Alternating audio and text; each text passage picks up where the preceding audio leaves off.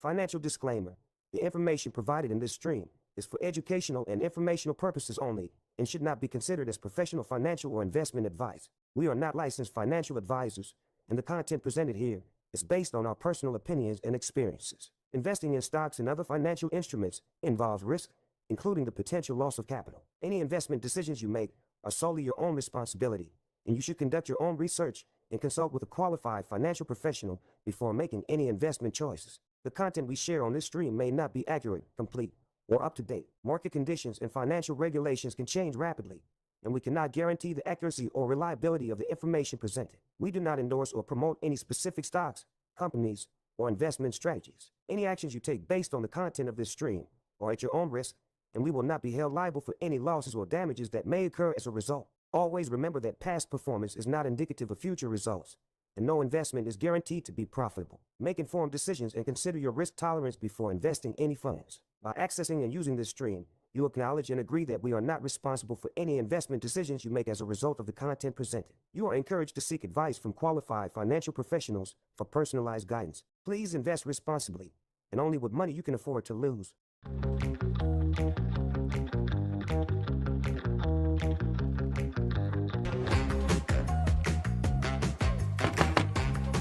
Hey man, just found the next guaranteed multi-bagger. Hey man, you found another one? What is it this time? Come check this out.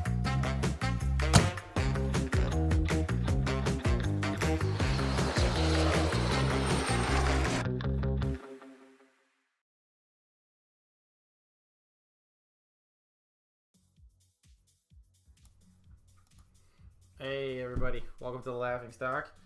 Happy Tuesday, everybody. I'm already checking my coaster. I cheated. I started with a beer already, guys, so I'm already almost one in here, but whatever. Doesn't matter. So far, decent week so far. Stuff's kind of bouncing around. I saw Tesla missed, I don't know if it was missed earnings or just sales in general was down a little bit, which I don't know if that must have been just after hours here. But nothing, I mean, I was just looking at the dashboard now, and it's like nothing really moved.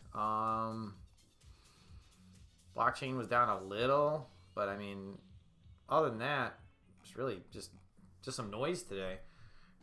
Aero and defense was up a little bit,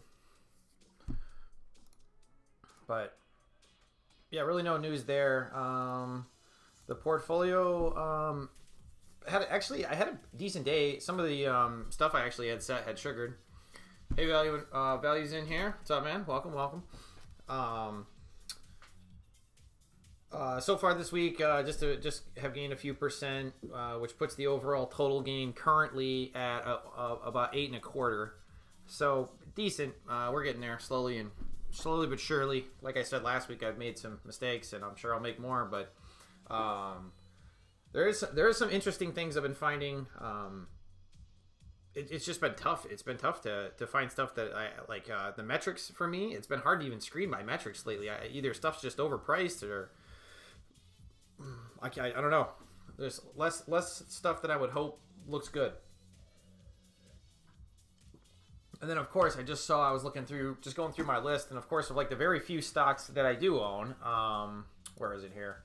SFL. Oh god, they just decided just after today I had a good day, and I'm up pretty good in it, but now I'm not because it's right back to where I basically got in. But after hours they offered 8 million shares or something to the public, which to be honest I still like the company, so I don't really. I think I'm gonna just hold through it. But just annoying to see. It's like, because if you look at the chart too, like it's been doing well, for months now. And of course, as they're doing well, it makes sense to offer shares. But I think that's always one of the most pain in the ass parts of investing is like you're in a company because they're doing well, the stock price is appreciating, and then they offer shares, which I get it is a good move for them. But it just sucks because then all of a sudden the price reacts negatively to it, which 5%, whatever, it's not even that big of a move, but just annoying. But you can't do anything about it. I mean, that's part of the reason why I keep kind of splitting out my list of stuff I'm looking at. And PROK had a good day for me. That's finally bouncing back a little bit. It's down, don't get me wrong, but it had a good day at least. And then MAXN's the other one that I keep slowly adding to here. I know it's even down in after hours, which it's kind of bouncing around here. But this is one that NASCAR and I had talked about initially, probably, I don't know, 2 weeks back or so, whatever the hell it was. And just the short interest on this one's kind of nuts. The company's not going bankrupt, so I get it. It's not like a great company or anything like that. There's obviously issues here, but I look at that average volume. I mean, you got 86 million shares. We got a 76% short interest now. So, 75% of the stock's shorted. I mean, that seems crazy to me.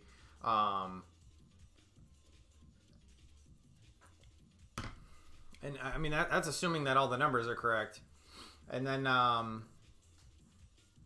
it's trading like, 3 or 4 times the actual float. Or no, the float's 51 million. Okay, never mind. Take that back.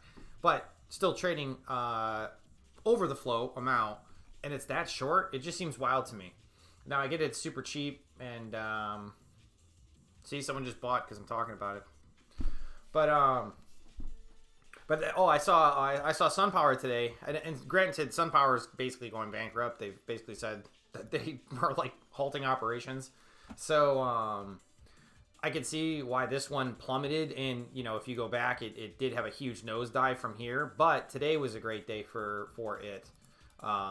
So that's what I'm just saying is you can get lucky on one of these stocks and something can come back. So that's not my only thesis with MAXN, but I see that high of short interest. It's very rare I run into something where 76% of the short interest is, or of the float is short.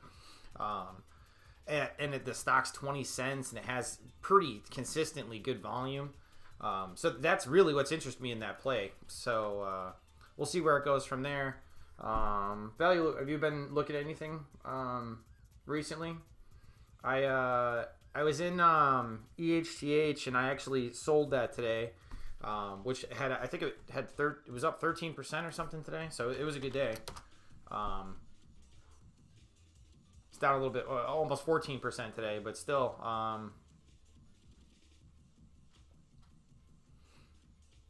August 7th will be its earnings call, which, I mean, the stock price has done really well in the past week or so, and kind of down here it seemed kind of ridiculous to me around the $4 mark, and I believe I played it back here too, somewhere in here. Maybe I played this part of it. I can't remember exactly what I did, but it's another one that Courage is in, so I think it was Courage and Conviction. I think he was that's what made me even look at the stock, or someone, maybe it was Kingdom, might have been Kingdom, I can't remember.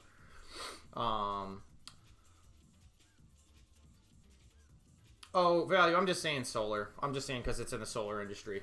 For MAXN and SunPower, for that matter. But NZX this week for me. Our video group got a buyout offer. Gotcha. NZX. Not what I want.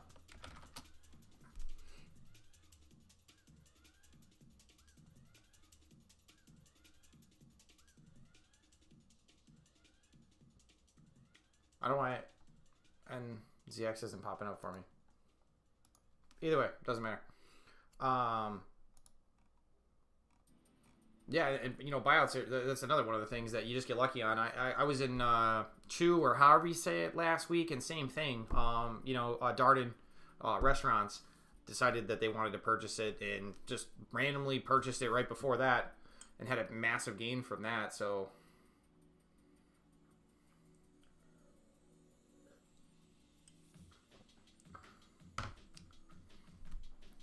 oh, because they're in the same industry. They work with each other essentially. Oh, ARV. It's on the New Zealand Stock Exchange. I get what you're saying. Okay. Can I see that? Arvida. If I just Arvida, will it pull up on here? Oh, you just need .nz. Okay. Well. I'm assuming this is this wall here is what you're talking about that you caught. Very nice, very nice.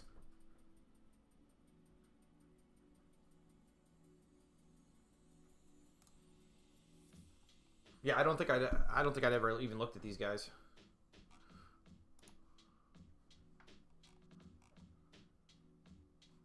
Operates retirement villages and care facilities for the elderly in New Zealand. The company was formerly known as Hercules Limited. Interesting. One place I gotta visit sometime is New Zealand. Just it's probably ever since watching Lord of the Rings and just realizing how beautiful. I mean, I've always heard it's beautiful there, but like, you know, actually knowing that a lot of the scenes were shot there. One of these days,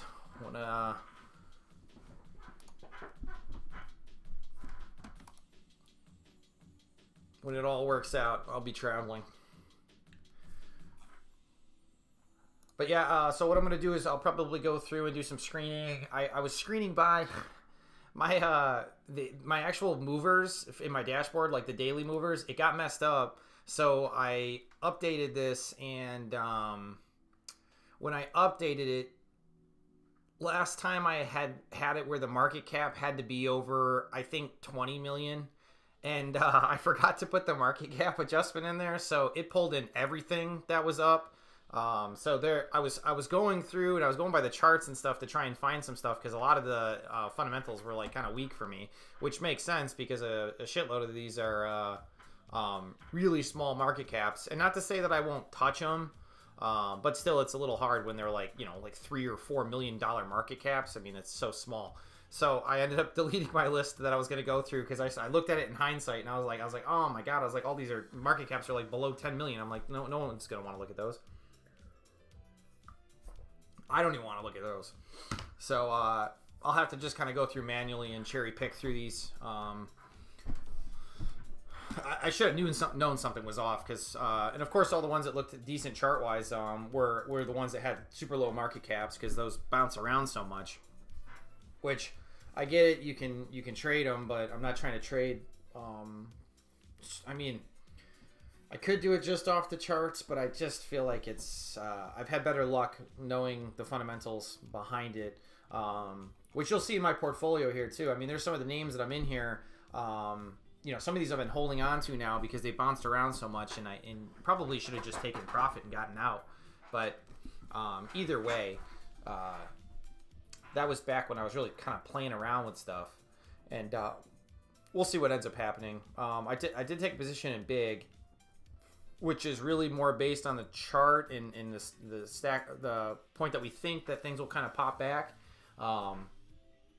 because obviously big is struggling. I mean, they're talking about closing, I think, 40 stores right now, so chart looks like dog shit, which, you know, sometimes that's not a bad thing to me. So we'll see. We'll see if it can bounce off. You know, RSI was like super low, and it's just kind of been hovering down here. I'm just wondering if there can be any kind of bounce off somewhere in here. And if so, hopefully take advantage of that. Similar to SunPower. Yeah, I mean, and the thing is, too, is I've been averaging down on this. So I think I bought somewhere in here. I'm not sure exactly what day I took the position. And it wasn't a big position, and I keep adding like 0.5% each day, maybe 1%, somewhere in there. So I'll keep an eye on big, see if I can do anything with it. If it continues to drop too much, I'll probably just cut it and call it. But either way, some of those are interesting. It looks like we got Hawkwig in here. Hawkwig, how are you, man? Welcome. I started rebuilding my position in Alto. It's almost up to 4%, but actually it's probably around 4%, but it's actually down a little bit. I added more here to $1.54 because I think that's another one. And you know, earnings season's coming up here too. I mean, the end of July and the start of August, there is a ton of companies going through their earnings. So we'll see. I'm going back and forth on if I should be holding things through these earnings periods. So I'm probably going to delve through a lot of the names that I already own going forward and making sure that I'm at least confident in the earnings that they'll at least come close to hitting the target, even if they miss it by a little bit. A lot of these are already kind of depressed anyways, so it's not going to honestly kill it by any means. But just looking for any kind of surprises. So I might have to trim some of these names just in case before the earnings reports. One nice thing, I use Fidelity for my funds, and Fidelity like warns you and lists out everything by earnings. I'm sure most of them do it, but either way. What else? Anything else that seemed interesting today? I have some of the Chinese names in here. I saw actually on when I was going through the charts, some of the Chinese names looked actually decent, but it is tough to be going too crazy. Hawkwood said, I'm good. Just started to invest. We talked a few days ago on Reddit, so I'm here enjoying the knowledge. Oh, awesome. Yeah, and welcome to the stream. Like I said, anytime you guys got questions, please let me know. Happy to answer you or at least give you what my opinion is on things, you know, right or wrong. Kira Sushi, I'm wondering if that one will kind of bounce back. Is there anything else? MAXN, like I said, that's the one that's kind of interesting me. I mean, I get the market cap's low and it's been struggling, but I just think there's a lot of room there for someone to stop in. It only would take like a few whales here to flip-flop that one. So we'll see. Maybe it's the wrong play, and that's like I said. You know, that's why initially, you know, I was talking about having probably 8 to 10 positions, and I kind of ballooned it out to like 20 because I was playing around with a lot of these different names and seeing how things worked along with the technicals. So some of these names, you know, in the future, I probably won't go into. You know, in hindsight, you know, I bought in Lulu, and I'm wondering that I still think on the chart Lulu looks good, and you know, I think most people understand the brand of Lulu, but I just wonder if that's going to be too slow of a return for this portfolio specifically. I do think it's a great company and all that, blah blah blah, but we'll see. We'll see if it ends up working out for this. If I'm able to turn it over like some of these other names I am, because it is big. I mean, 33 billion for market cap is very large, especially for this kind of risk portfolio. You know, if I'm holding it for a few years or something like that, it's a little different. Yeah, Hawkwig, it's all good. Everybody starts somewhere. I mean, I started my journey, I think 4 years ago now. Maybe, I believe it was... I mean, it was whenever GameStop, that's kind of when and it wasn't correlated with GameStop. I just happened to start learning about, because I started getting some extra cash and stuff that I knew I was going to start putting in investments. So it's made me start looking into things a little bit, and I kind of went down the rabbit hole there. And of course, with the whole GameStop saga, like that was exciting at the time, and like, you know, really piqued my interest. And then obviously with rebuilding arcade sheets and stuff like that, that's what got me more into doing the stream and whatnot. But although I blame Johnny for that, really. But we'll start screening through here. We'll see what's moving around. Hopefully that's zoomed in enough for you guys there. I got it at 105, so it looks like a lot of biotech, a lot of small names. This is, like I said, I do apologize because normally I try and filter out some of these market caps because they're so small, and it's just, I can tell you right now, if I pull up the fundamentals on them, it's either not going to be good, or there's not enough information, or they don't make any money anyways. So typically that's kind of a rule out for me. But let's see what else is going on here.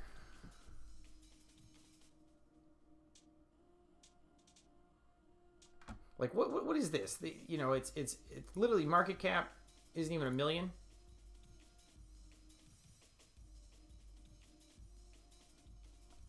Like, how does this even happen? In one day, it goes from it opened at 11 cents. You gotta have some balls to go in there at 11 cents and just, you know, throw some cash down. Or maybe you make it such a small position size it doesn't matter.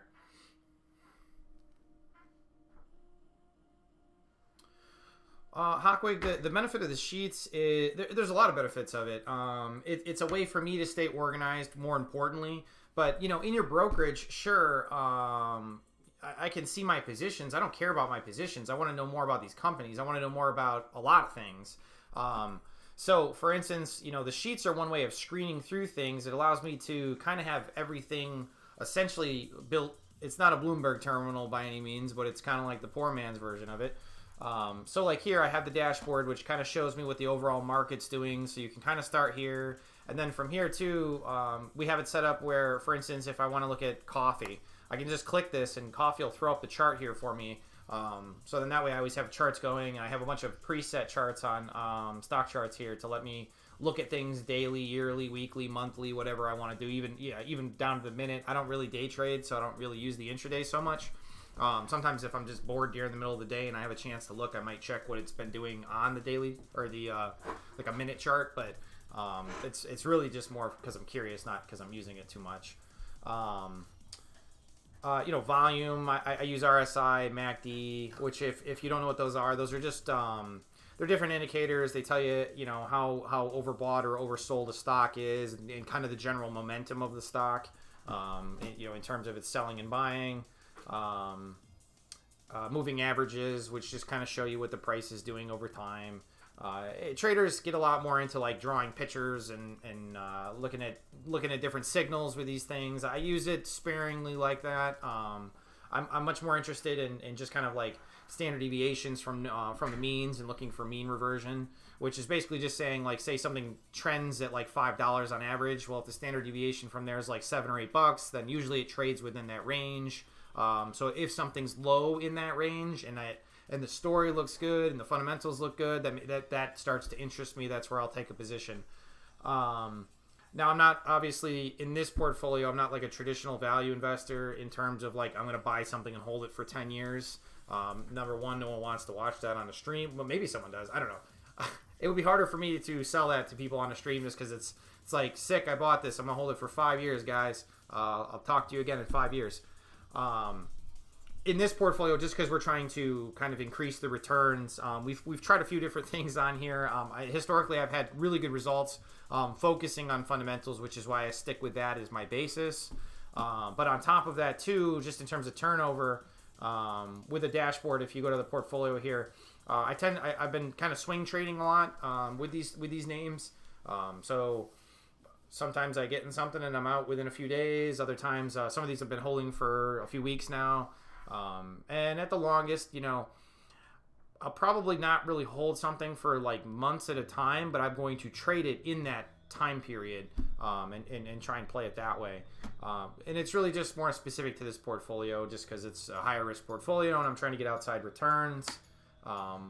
We'll see. I'd say probably the last month I've been more serious about playing around and not going into too many names. Obviously, like I just said, there's still names in here that I'm playing around with, so it's not totally true just yet, but it's always trying to hone the process and find what works, what doesn't work. So like I said, the benefit of the sheets though is, for instance, if I want to see what's moving daily, I have it, and then not only do I have like what companies are moving, I have what industry it's in. I have all these different metrics over here. I have how in debt they are, what their margins are. And these are just quick ways to get interested in something. And then from here, like, let's say there's a company I'm interested in,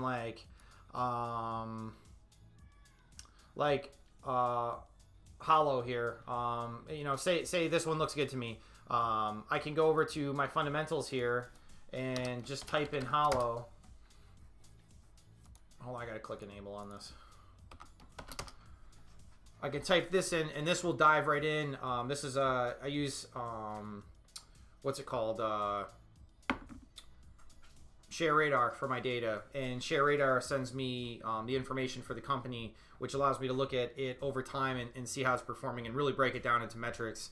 And part of the reason I did build this all out similar to RK is because there's a lot of websites out here that do similar forms of this, but they don't really do a great job, in my opinion. Like, the way it's divided out is always annoying to me. I just want all the information listed, and the conditional formatting on Excel or Google Sheets is great because you can quickly look at something that has thousands of numbers, and just the colors allow you to understand more what's going on with the business and do it for a ton of companies and do it fast.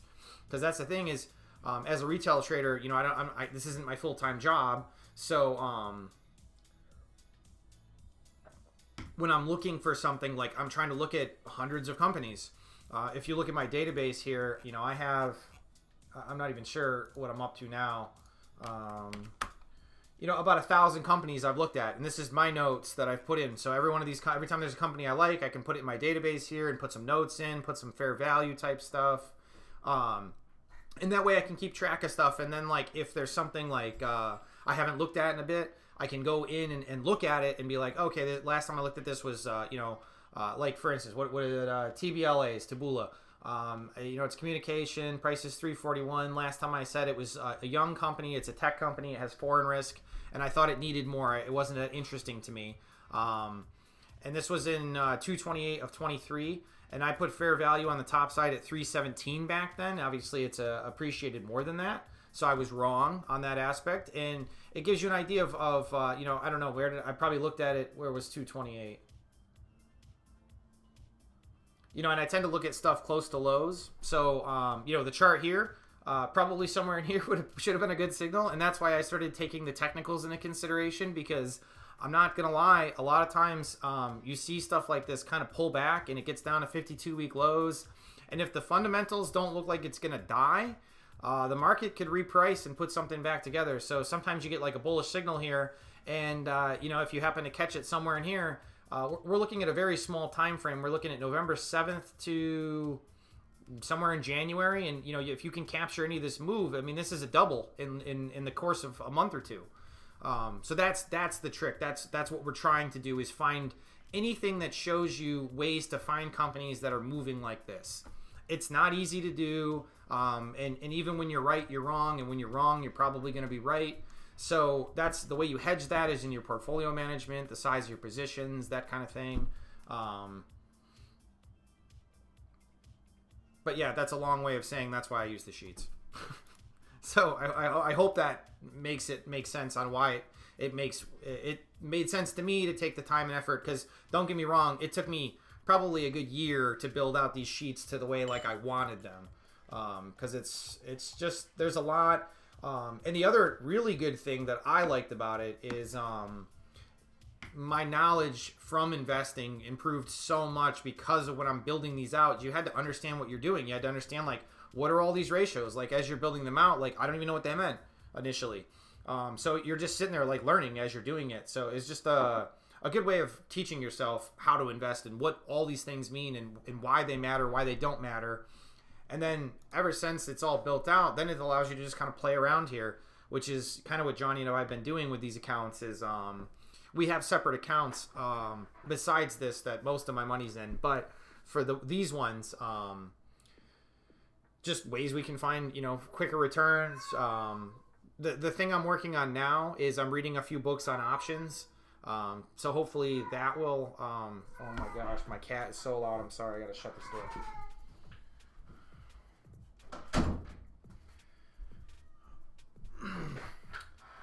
So I'm reading a few books on options, and I typically don't do options just because of the risk and you're trying to time it, but I just want to learn more about the strategy. I understand what the Greeks mean, but not necessarily great in context of like what I should really be looking for, what's a good and a bad move. So just trying to learn more. And that's the other thing too. I recommend reading a ton of different books, whatever you can get your hands on, whatever interests you. And just investing in general, there's literally not anything you can read that doesn't somehow probably help you with investing, because kind of it all correlates. There's ways you can find correlations with anything. I mean, maybe if you're reading like a romance novel, it's probably not going to help you very much. But there's a lot of books that you can read that in some way will teach you something about something that, like, it's just good to know. Just having a better all-around knowledge of everything, the way the world works. And I'd even say that, I feel like my viewpoint of the world has drastically changed in the past few years because of investing. I look at the way companies are. A random walk down Wall Street. It's funny that you mentioned that one, because that's one of the few books out there that basically says you cannot outperform. I think that's hysterical. I get why it's saying it. So I guess all of us value investors are under the impression that doesn't make any sense. But most people fail at it, which is probably why a random walk exists.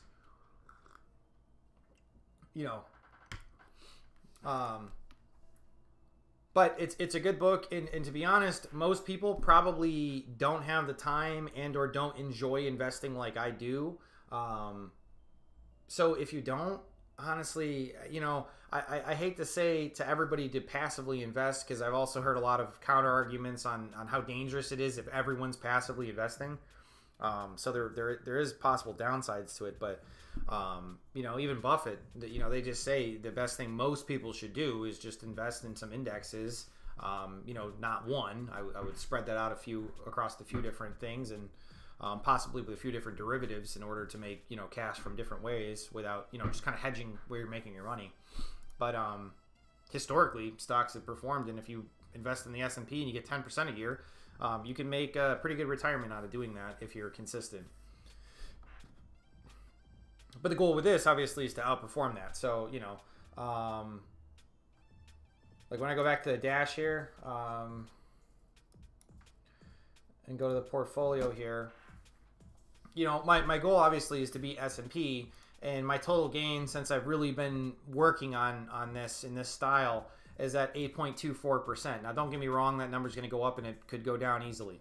So, you know, I can't say that I'm like totally outperforming, but really I've only been doing this for I've been keeping track of it on here for like 2 months now, around there. So, you know, if I could get 20-30%, then it's at least working, you know, and that's the goal. The goal Johnny and I have always had is at least 50% a year, which is very aggressive. But we set that bar stupidly high. I've even said now that, you know, that now that I've been like swing trading, that I'm looking for 5% a week, which is extremely aggressive. Yeah, Value is saying he finds the S&P 500 weighing system is illogical. Yeah, the problem with ETFs and all that is they literally just invest in what other people are investing in, which then tends to balloon. And, you know, people wonder why the Magnificent Seven is here, and there was the Fantastic Five before, or whatever the hell they were called before that. And it's because as people invest in those numbers go up, they become trendy, they gain momentum, they get bigger, and then ETFs and mutual funds keep investing in them. And one thing you have to remember about a mutual fund is they can only invest 5% in their largest position. So a lot of those, let's say they want to be invested in NVIDIA, they actually can't invest in it because if they're over 5% of their portfolio position, they either have to sell it and or manage it and move it around. So the other thing is other people want to be in it. So as other companies sell NVIDIA, let's say, other companies want to bump up to 5%.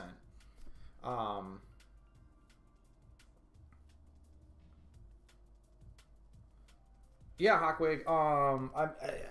In terms of books, there's all kinds of investing in books. It really depends on what you want to do. You know, I recommend whether you're a trader, if you want to trade, knowing what that is. You kind of have to find your own style. I would argue. You know, everybody's gonna be good at different things. A lot of it, I think, is your personality. You know, I find myself as I feel like I try to be as logical as possible, but at the same time too, understanding that I'm taking on substantial risk to get outsized returns, and you're gonna make mistakes doing that. You're gonna make mistakes even if you're playing it very conservative. So my goal is to basically I find most things in life, if I really work at it, I get very good at it. And that's kind of what has driven me in this direction to invest, because I find if I sit here and I work on these things and I keep trying to understand how everything works, I'll continue to get better. Now, that doesn't mean I'm going to be great at it. You know, it doesn't mean anything really. But do I think I can outperform? I do. You know, I'll be honest with you. I think I can do it. But I could be wrong easily too. So that's why I decided to just take some of my funds and put them in these accounts that I show you guys on here, like these positions. And then that way, if it doesn't work out, it's not the end of the world. But I enjoy it anyway, so I'm going to do it regardless. It's become a hobby, really.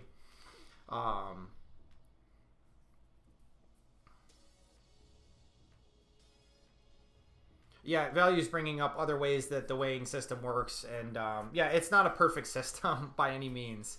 But in general, the idea with indexing, Hogwig, is that you're just spreading your bets across all the different stocks. And that way, you know, most people argue that diversification lowers risk, and to some degree that's true. If you invest across 500 companies, it's a little bit much, doesn't really change all that much. But the S&P average return's been 10% a year, which is really actually pretty good. And the problem is most active managers do worse than that each year.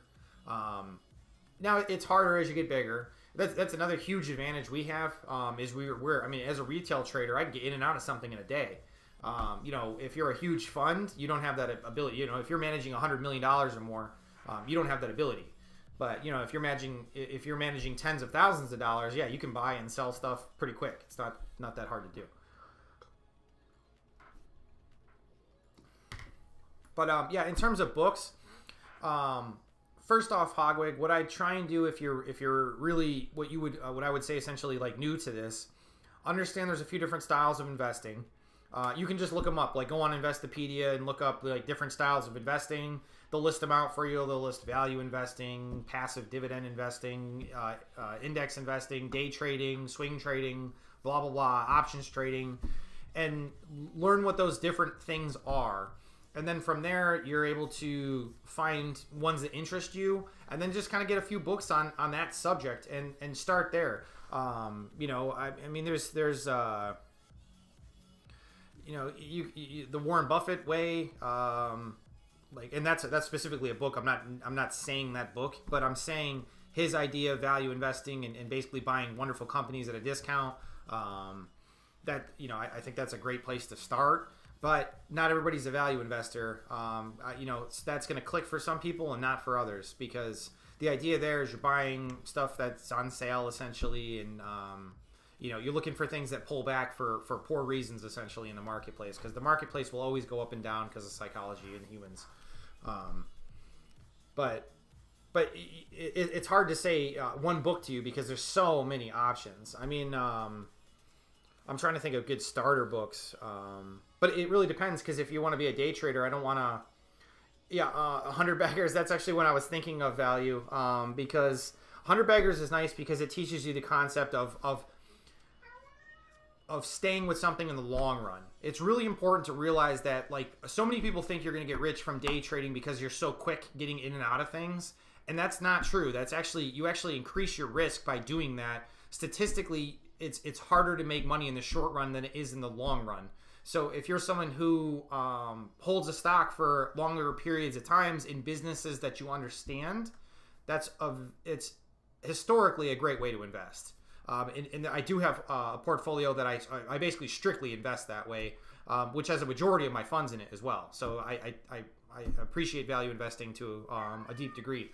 But 100 Baggers is great for that because it really shows you, you know, you can 100 times your money. You know, if you put $1,000 into something and it becomes a 100 bagger, you know, that's a pretty solid investment every time.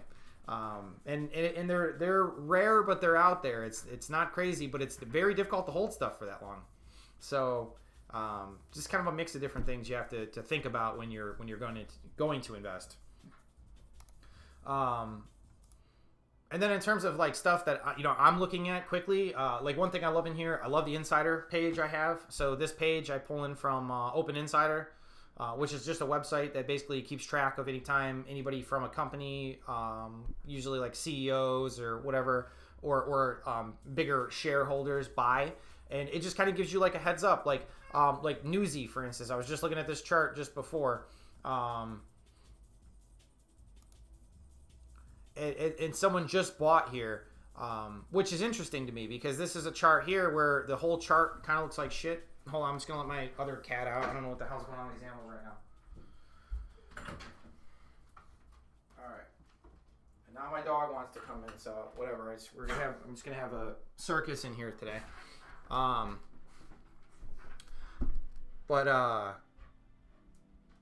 So you see this chart, things look rough, you know, and you don't have to know too much about a chart, but, you know, it's down right now. And then you see insider buying, that starts to pique my eye. Like, you know, someone down here that's insider thinks this is interesting here. And then when you go back to the dash here, there's a bunch of like links essentially that allow you to look at these things a little faster.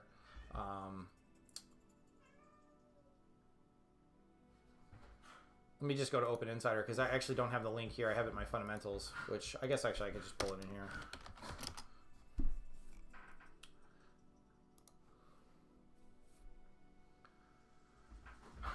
And then this can give you an idea of like what's going on. So this, these two different 10%, they might be, no, they're not the same person because it's different amounts. They purchased at $1.47, which increased their positions massively. 700,000 and 743,000 now. So like that tells me something. They purchased about 1 million shares, which this is still updating. Is that all the shares? This is why sometimes I have a problem with some of these companies, because it doesn't make any sense to me. They basically own all the shares. I don't even know what's going on here. This is strange to even see that they can purchase that many shares when that's all the shares that there are.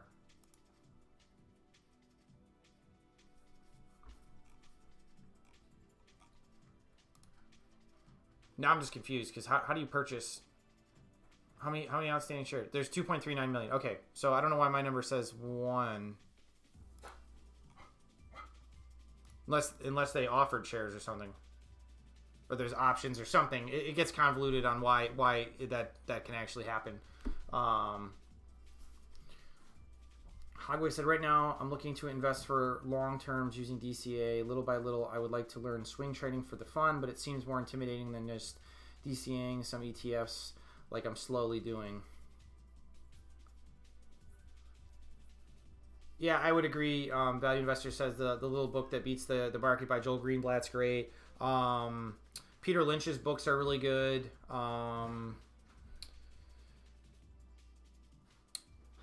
Phil Town, all his stuff is really good in beginner investing type stuff. Danielle Town's newer book, I think it's Invested. I haven't read that one, but it's also all their stuff's pretty introductory. It's just to kind of get you an idea more for how you're talking of investing. And yeah, and there is more to swing trading. You're going to have to learn more about technicals and kind of the idea behind momentum and what to look for and those kind of things. So that's definitely not for everybody. And I'm kind of combining different styles, which most people will probably argue not to do, but it just makes sense to me. So it's kind of hard for me not to do it in a way.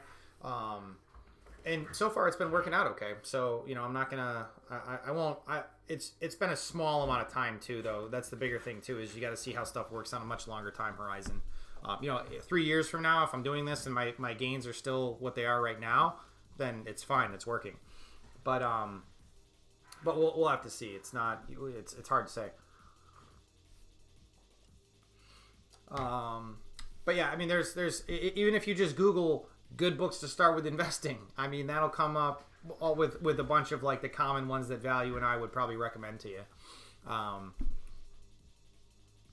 And then one of the things that that we've become interested in too is one of my favorite websites is Seeking Alpha on here.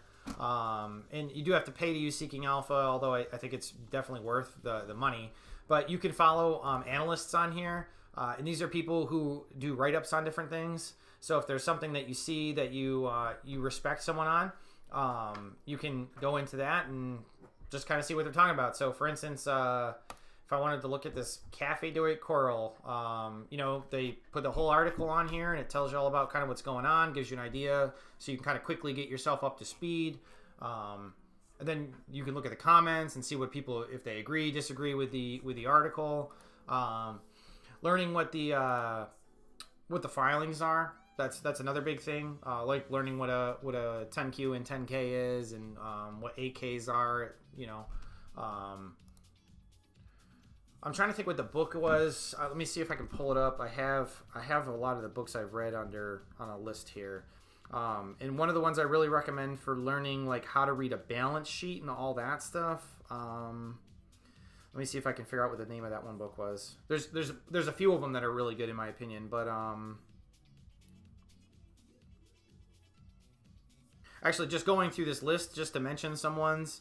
I've read Narrative and Numbers, DeMorton on Devaluation, Technical Analysis of the Financial Markets, Wealth of Nations is an old but great one, 100 to 1 in the Stock Market, which is similar to 100 Baggers, One Up on Wall Street, Beating the Street is another one by Lynch, How to Profit in Special Situations, Value Investing Made Easy, Why Stocks Go Up and Down. I think that's the one that's it's by William Pike. That's a really good one in just learning balance sheets and how companies why they write the way they do in their financial statements. Common stocks, uncommon profits. You can be a stock market genius is good because it kind of gives you more of like a Burry type. It's Joel Greenblatt, but it's also like special situations and things to look at that, you know, can have outsized returns quicker. Security Analysis, Intelligent Investor is another great book to start with. Those are Graham, and he's kind of like the grandfather of investing and value investing. A little book that beats the market. Tobias Carlisle. I've read The Acquirer's Multiple and Deep Value. Those are good books if you are interested in kind of looking at some of the smaller cap stocks and you know, trying to find screens. But anyways, you can go to financial statements here and like knowing what a balance sheet is. You know, knowing how to understand what assets are, liabilities, and which one of these matters, what your equity is, and then being able to go over to your income statement or your cash flow statement, and being able to look through these and understanding how the company's working and how it's improving and or getting worse. That's what I'm saying. There's like a million things you could learn, and it's all going to just help you become a better investor. And then it's up to you. Like I said, if that seems too much to you and like you're like, I don't know if I want to deal with that, start with a book or two and then see if it piques your interest. And if it doesn't, then I'd probably stick to just indexing or finding a few companies that you really like and holding for the long run. And I mean, there's not much else. You know, definitely speak to a financial advisor too if you're really getting started, because they'll be able to help you and kind of explain it in more detail to your situation. Super important to do that. But like, this is what I'm saying. So for this Newsy thing here, like just looking through here, I can tell when there's good years. I can tell when there's bad numbers, just based on the color coding on this. So it can kind of give me an idea, you know, and then I can pull up a chart real quick and see like, all right, they've been struggling through here with earnings, which are, you know, if you don't have earnings or cash flow, I mean, your company's going to fall apart. And these are improving, but it gets complicated. People have debt, and you got to worry about when stuff's going to go bankrupt and whatnot. But all stuff to take into consideration.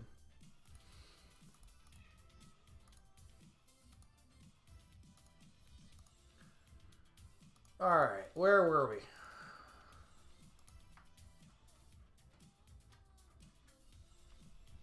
Yeah, that's one nice thing about doing a stream is you guys can, you know, you can timestamp this. It's at 7:50, or where am I in the actual video? Does it say? How do you see where that is? We're at 50 minutes and 50 seconds. So if you mark that down, like around 50 minutes, you can find where I'm talking about it, and then that way you can go through and hear the different book recommendations. I mean, those are just a few, but some of the stuff that I think is a little easier to get started with. Not Security Analysis.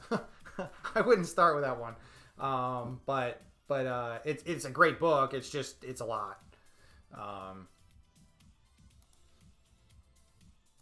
And then, yeah, a big thing too is there's so many companies out there. So that's why, like, I built this out is to be able to screen.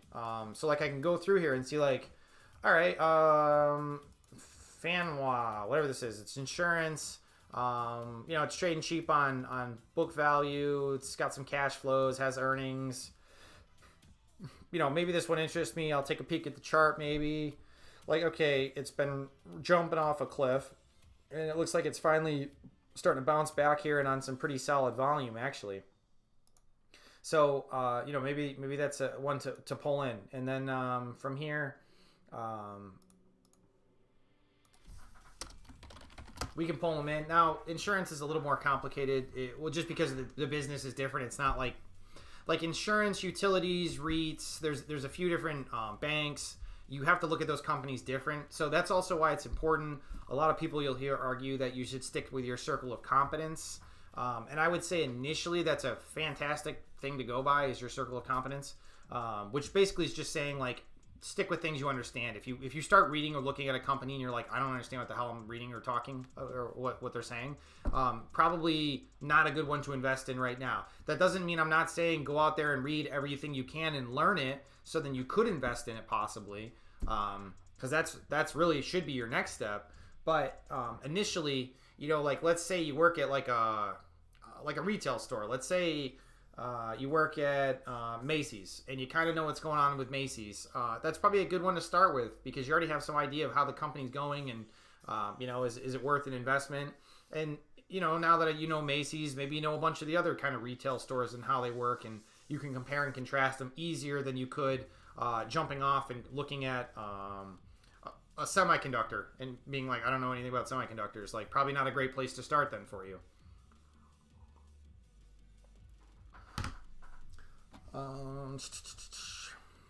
I pulled these guys up. I might as well take a peek here.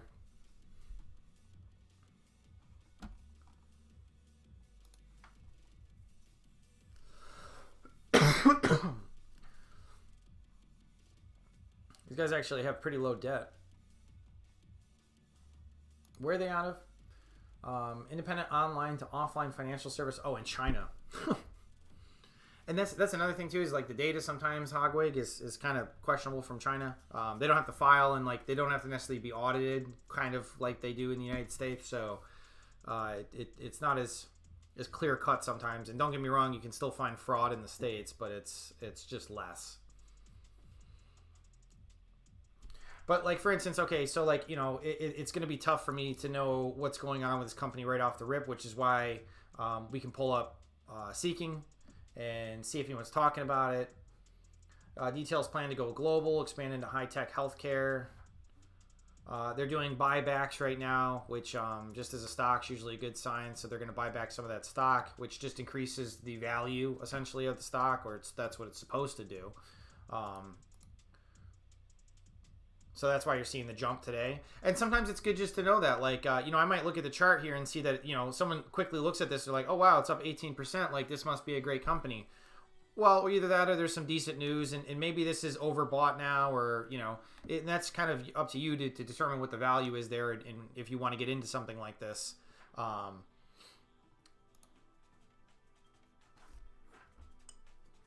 that's the nuance of it.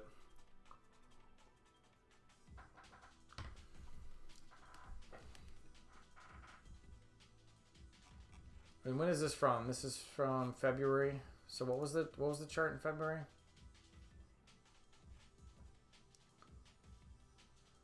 So it's kind of been getting smoked since this article.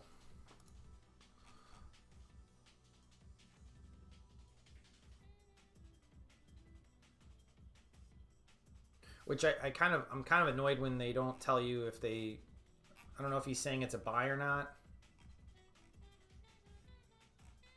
Or maybe that's just his news. Maybe he's just talking about it.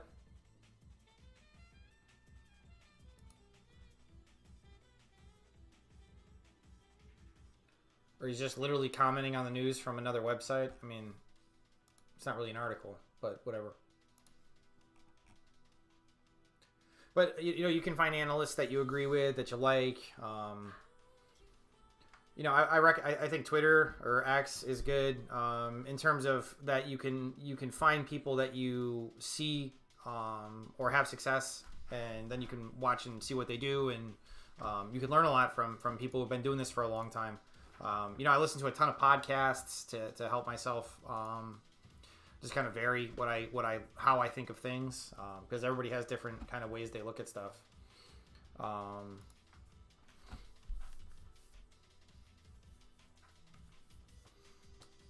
Like TUSK here looks kind of interesting. I'll pull them up. Oh, hold on, I gotta just shut this off so it doesn't try and update this constantly.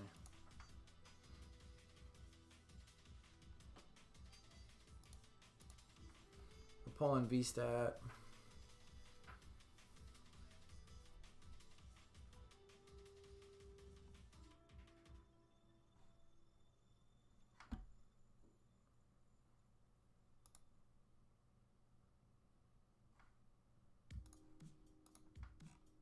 Whoops.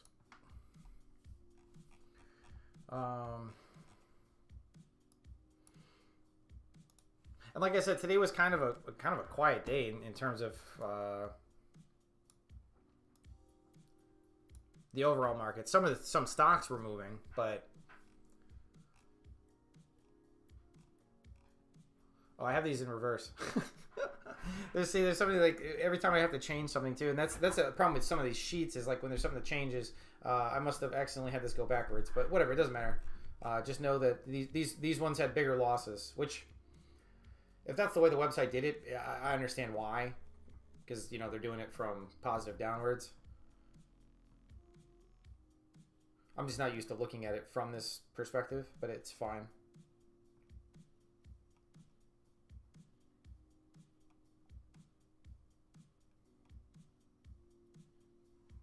You know, CSPI is one I've been watching.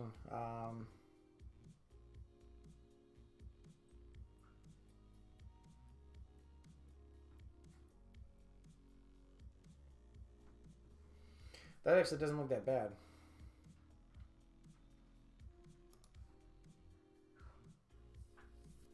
So I had a huge day yesterday and then just pulled back. So,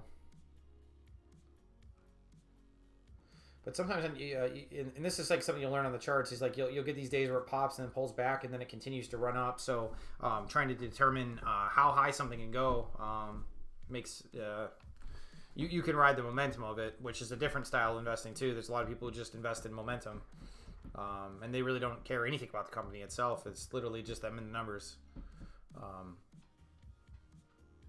Which is fine if that's, I mean, if it works for you. That's it. And that's the other thing too, is like no one's wrong. There's no wrong way to do this unless you're just losing money.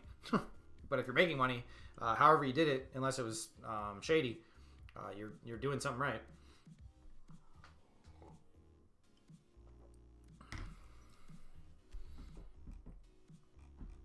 I should add to that it's reproducible too, because you can get lucky. It's, you know, you can gamble with this too if you want.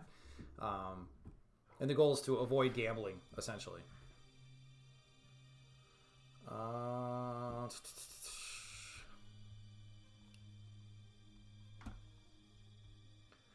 guess I'll pull them in just to see if there's anything I can find on it that's different.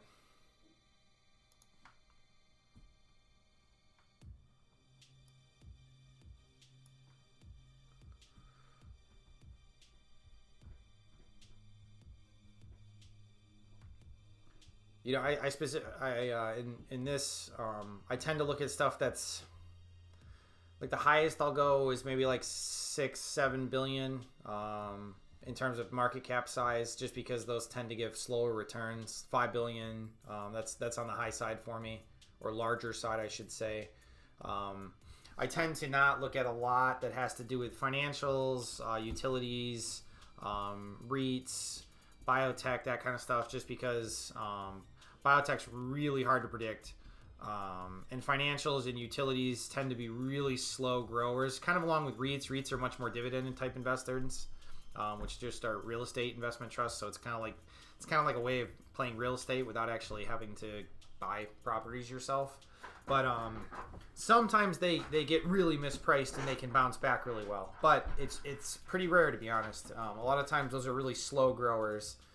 So in the context of a larger portfolio, they may make sense. But when you're trying to hone in on just a few investments that could serve big returns, probably not the best place to look. I'll say that tomorrow all of them will be up. So that's another great strategy. Whatever I say, you just do the exact opposite of, and you're probably going to do fine.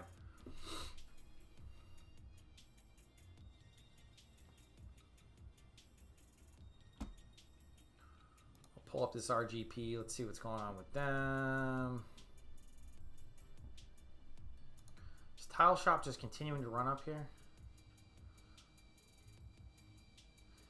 Still can't seem to break this though.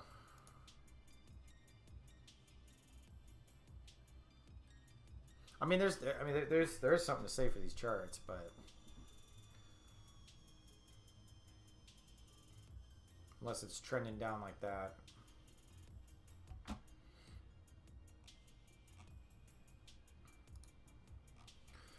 All right, here. I'm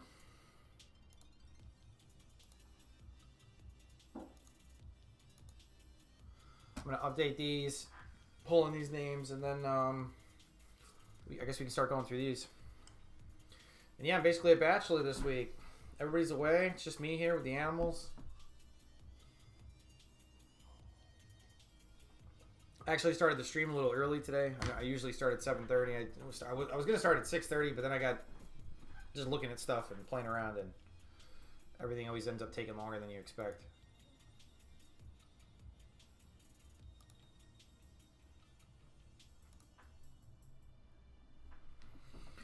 All right, we'll start with TUSK, which is Mammoth Energy. It's an integrated energy services company focused on providing products and services to enable the exploration and development of North America onshore unconventional oil and natural gas reserves. Blah, blah, blah. Has to do with energy.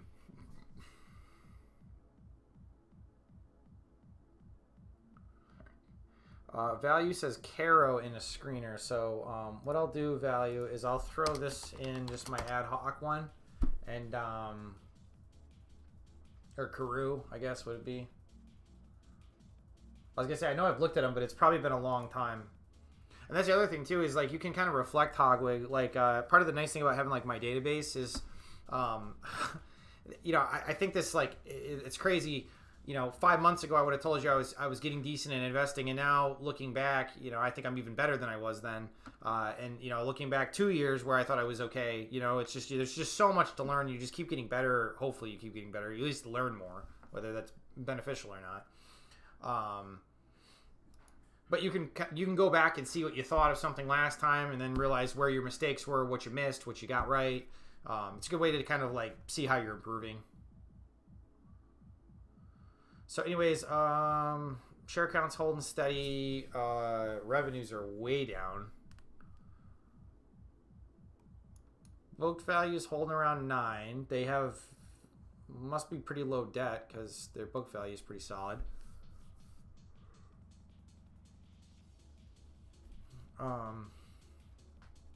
They've kind of struggled with earnings. Cash flow, free cash flow is actually pretty good. Net cash flow is up right now.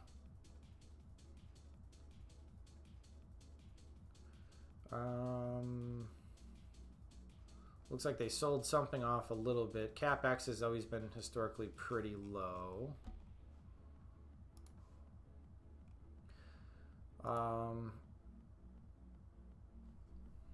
So they're pretty safe in terms of they don't have a ton of debt.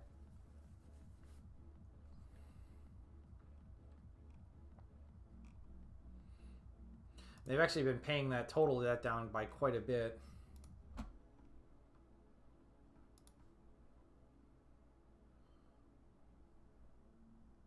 Huge day, 16% a day.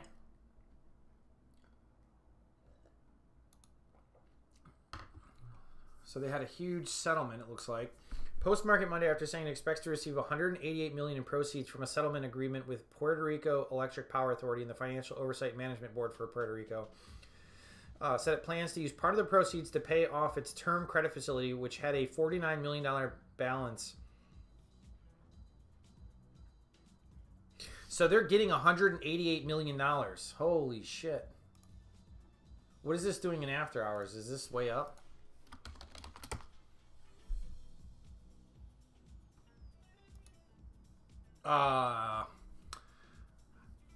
And this is the problem with efficient markets. Is the news comes out, everybody already knows it. I'm late to the story. Oh well. Wow, 5 million. I can't believe this didn't pop up on. I guess I didn't even look at the gainers today. Usually I kind of peek at Yahoo just to see what's moving.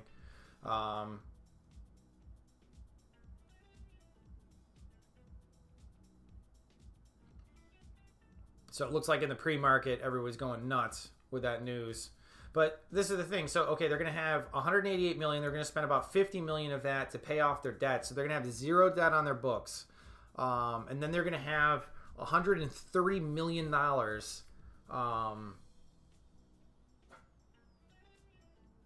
do what they want. I mean, they could buy back stock, which I guess, I don't know if that's a good idea right now just because the stock price is higher. They could do acquisitions. Did the management actually say what they want to do with it?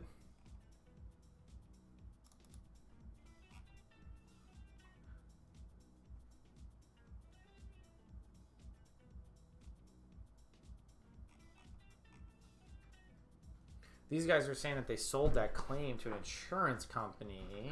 I don't know.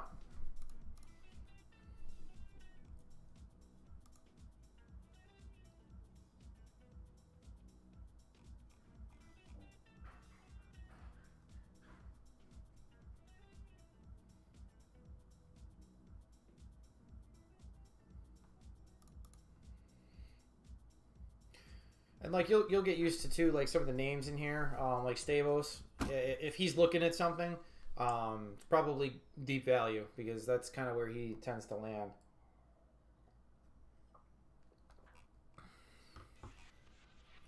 And then one of the annoying things is like the way they write some of these filings. It's just such a pain in the ass just to understand the basics of what they're talking about. Offered us time to time in a primary offering up to 23 million currently issued outstanding shares of common stock to be offered from time to time by the selling stockholders identified in the prospectus under the selling stockholders. So basically, I don't think this is saying that they're doing this anytime soon. They just now have the option to do this. So once again, this is like I was talking about initially when I first pulled up SFL, which, by the way, what is that doing in the after hours? Sorry, it's all closed. I might just get out of this one and see what ends up coming of this in the long run. Super annoying.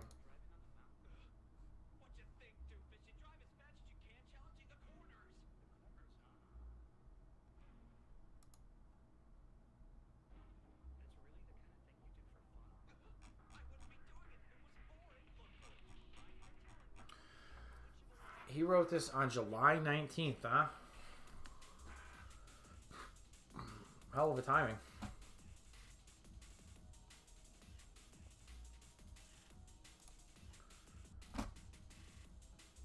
All right, well, that's obviously the story there. So, you know, their fundamentals are about to drastically improve. And Hogwig, like I was talking about too.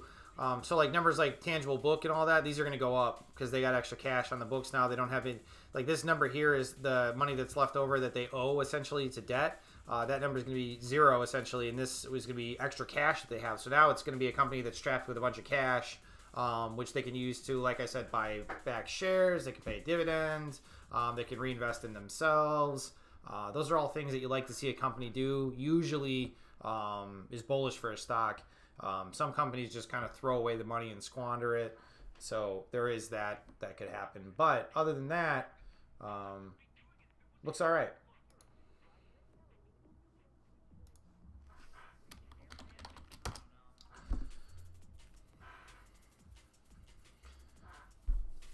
And this is why I'm talking too that sometimes the chart interests me here because, I mean, you can see after this RSI starts to turn around, you know, if you get in on this bounce here, you could have rolled this up, and I don't know if I would have stayed in it. I probably could have sold on any of these points in here. But if I was to just hold it just because I'm curious to see where it would go, you could capture a huge chunk of this move. And I just noticed sometimes on these bullish signals where you get this engulfment and then, you know, the stock gaps up, which is just technical terms. Don't worry about what they mean. But when you see these things, it's just a warning that something's appreciating in the stock. And a lot of times, I feel like it's happening because people know. Like someone knows that that settlement was going to happen, and you get these weird quick rises before something crazy happens. The same thing like I was talking, I got in Chew here, and I had the same thing. I got in on, I think the 15th. And then held it for, you know, the 2 days, and then I, you know, you can catch the good news before it occurs. And then the next day, you end up selling for a massive profit. So,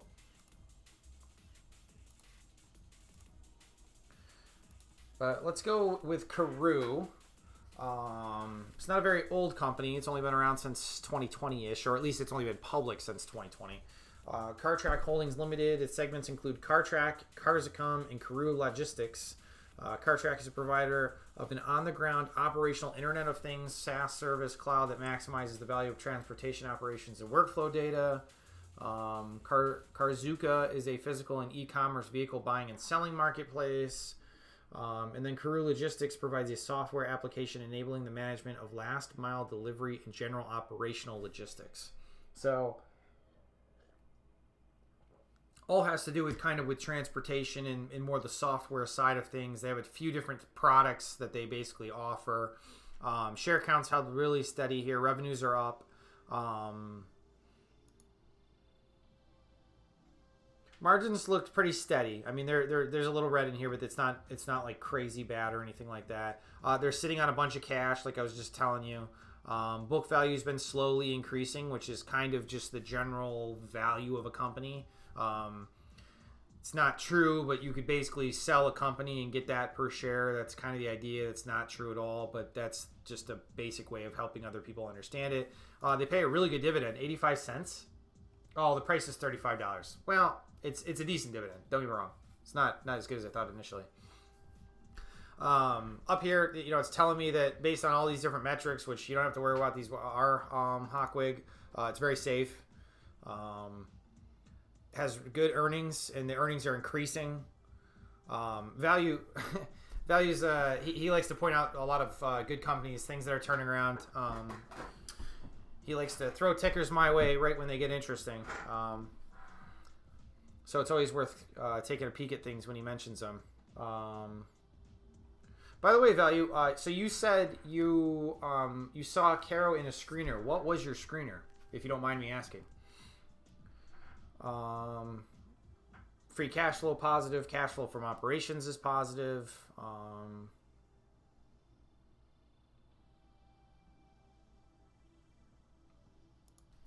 Somehow I have 0 for EBITDA here, which I don't know why the hell I have 0 for EBITDA. But income's $43 million.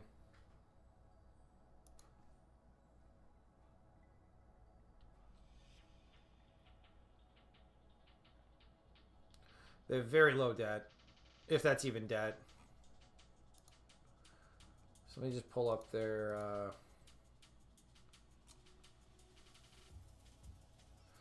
They're foreign, so something to think about.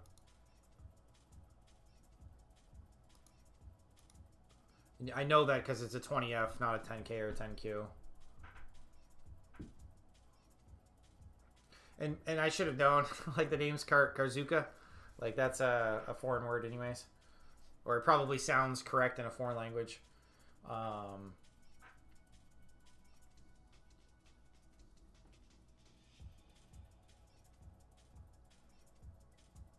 Interesting, they list equity before they list liabilities. Most of it looks like lease liabilities.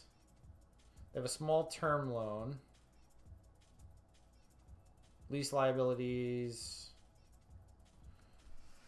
So it looks like mostly leases. They call it a profit and loss statement.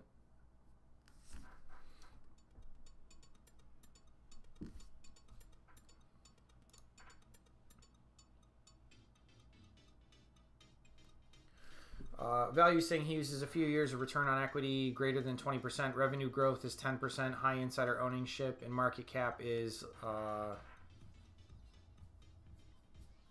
less than $2 billion. So kind of. I mean, these are all very. I mean, it's nothing crazy, but it's definitely a good mix of things to use. Thank you for sharing, by the way. We got a term loan here. See, I like how this is listed though. I wish everybody had to do this, where it lists the maturity like that. It tells you the this is nice. They should always set it up like this.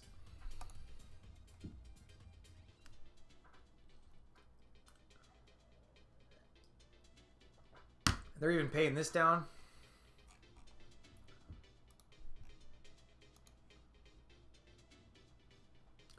What did I say about this last time that made me that I was so negative on? Whoops.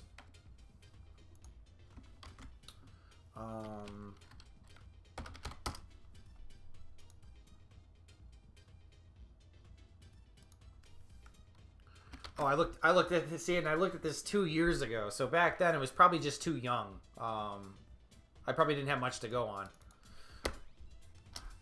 So good fundamentals, dividends, low debt, good management. It's younger, but it's getting there now. It's kind of proven its point. It's tech. There's foreign risk. We'll leave it at that. See, it's funny, like before I had a 1, I'm immediately bumping up to a 3. I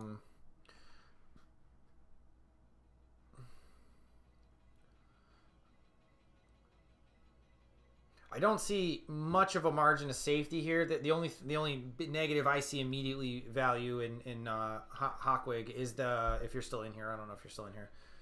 It's just the price. It's just pricey. It's priced in a lot of growth already. You know, I get 35.66 on the high side. So before I do that, I just want to take a peek at the chart here.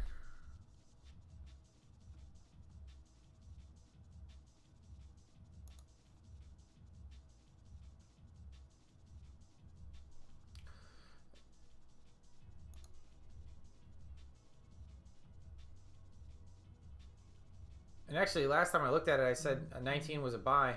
Oh, didn't I? Or did I say that was the high side? No, I did say 19 was a buy. So when was that? That was in it was like, I thought it was February 24. I can't remember if that's quite what I put. I think it was around there. So if I go back to that,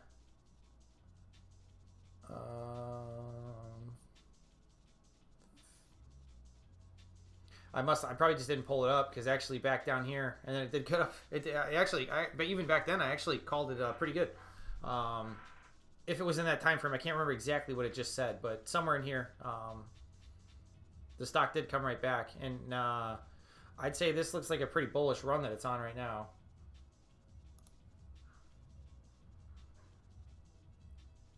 And this is yeah, Hawkwig's here, great. This is one thing too, Hawkwig too, is like, this is why I do like to use the charts as well. I just it just kind of gives you an idea of what's going on, just the general sentiment.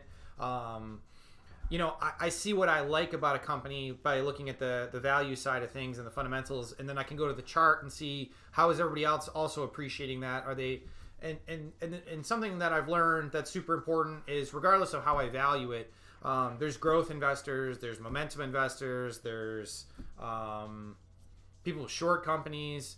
So you have to think that all those different styles are coming together in a stock's price. So when I see something, if I see it's really high right now, in my mind, this seems high. All it's telling me is I'm looking for a pullback. Now, just on June, it got down to 25 bucks. So in my mind, if you were just to draw a line here, which, you know, I don't really care about the lines. I know some people are like real big on this stuff, but like, even if you had just drawn a line like this somewhere in here, it looks like kind of if it crosses below that line right now, that's maybe a time that you would be interested in a buy. And that's more of the technical side of things. But if the story continues the same and growth continues to improve here, this could go a lot higher than this. It doesn't mean that my valuation of around $35 means anything. It's just an idea in my mind. And I value the companies in a similar way across the board. That way it just kind of helps me to go from one stock to the next and just kind of have just a basic idea of some valuation towards it.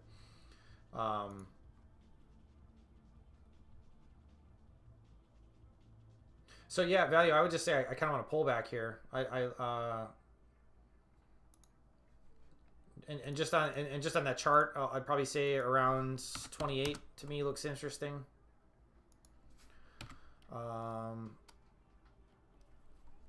What was the high it's done on the chart here? I could probably argue 38 because it's gotten there before, and if the growth continues, we could see that. What the hell I just do? 38. So right now, I know, you know, percent to sell is only a 6% gain, which, you know, if I'm just looking for 5% in a short week, it doesn't mean it's a bad investment. You know, it just means like, hey, to get even just a 6% gain, you're already you're kind of pushing it. And then, you know, but if it pulls back to my valuation where I want to buy in, yeah, I could get a 30%, 36%, you know, kind of gain in there. And whatever, these are just numbers. It doesn't mean much, but, and then, I'll put this on deck, which just basically when I'm screening, I can screen by this, if it has this OD by its name. And when I go to my on deck list here, they're all pulled in. And then I can pull all these tickers in and look at the charts and stuff. Just an easy way of looking at everything. But then these are companies I've looked at and I somewhat know. And yeah, Hawkwig, sorry if I'm like overwhelming you with a bunch of nonsense here, because there's obviously so much to go over. But yeah, don't worry, man. Wherever you start, it's always you got to start somewhere.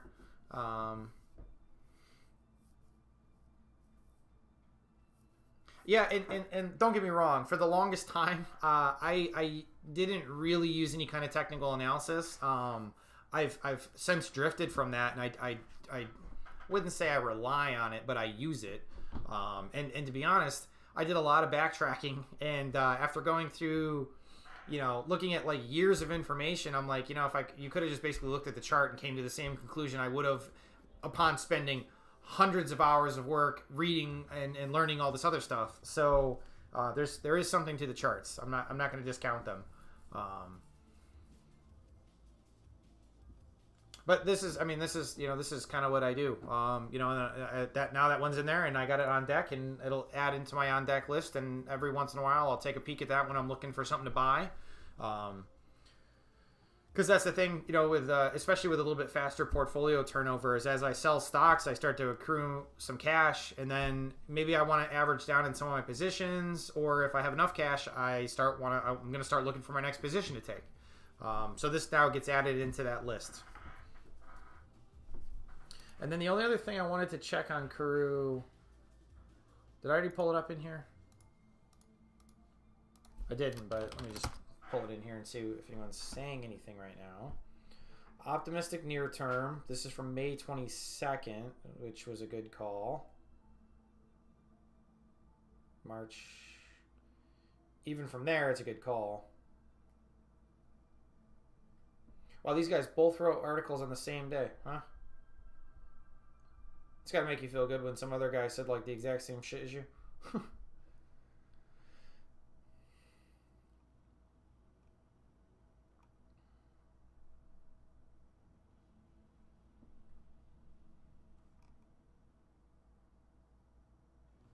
Is that where they are? They're South Africa? I meant to look at that because I was wondering.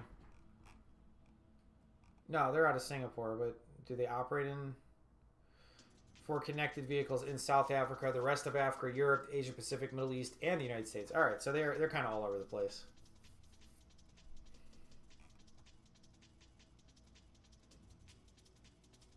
But based out of Singapore.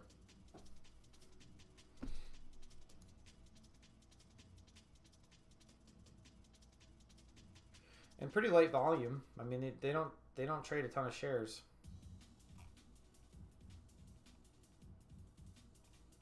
And like Hawkwig, like even on Yahoo, just as a quick, like, you can see that they're beating estimates.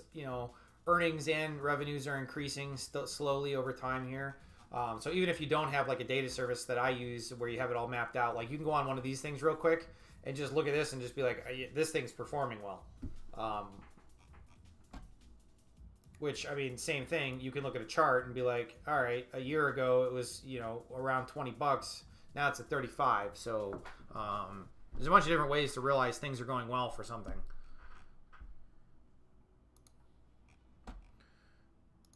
And just one other last thing I wanted to oh, I won't have it. I was just wondering how much the owners owned, but because it's foreign, it won't tell me. That's fine.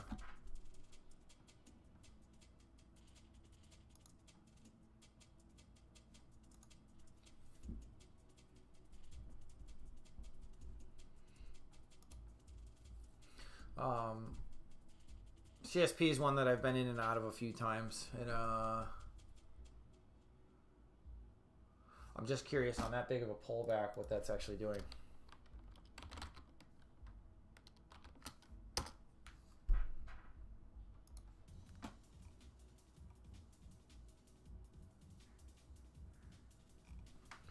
I actually think it's a pretty good buy.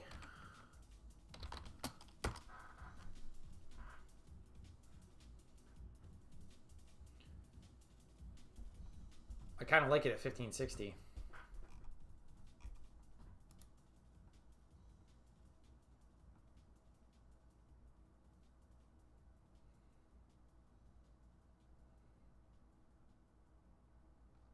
And that's at 18 bucks.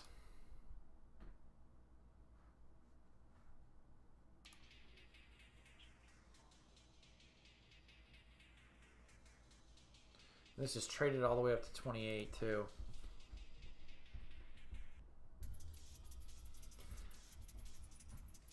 You know, another thing, Hawkwig, that, you know, we've already been talking about is, you know, Value and I both obviously like these kind of companies. You know, very low debt, a lot of cash on hand, so basically allows them to weather, you know, bad times, because if you know, if you don't have to dilute shareholders or take on a ton of debt when things are bad because you have a bunch of money that you're sitting on, it's not a bad thing to have.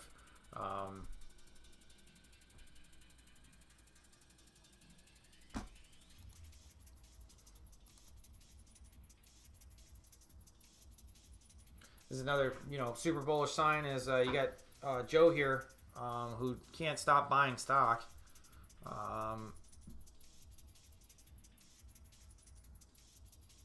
This guy like gets a paycheck and puts it in this company, so, you know, it's a bullish sign.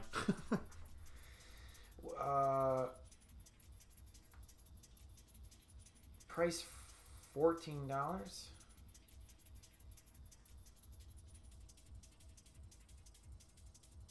Thank you, Value. Yeah, I was wondering, because I figured the CEO, I was thinking someone would own it because like they've ran it very well. So I think it's crazy when like a company's ran super well and the CEO and who not doesn't own like a chunk of the companies. I'm like, you know, you could have, like, that's the whole point of really going public. Like if you're going to be the CEO and stuff. So he's buying around 14. So he likes it when it bounces off 14. I'm actually kind of interested in taking a position here at 1560 again.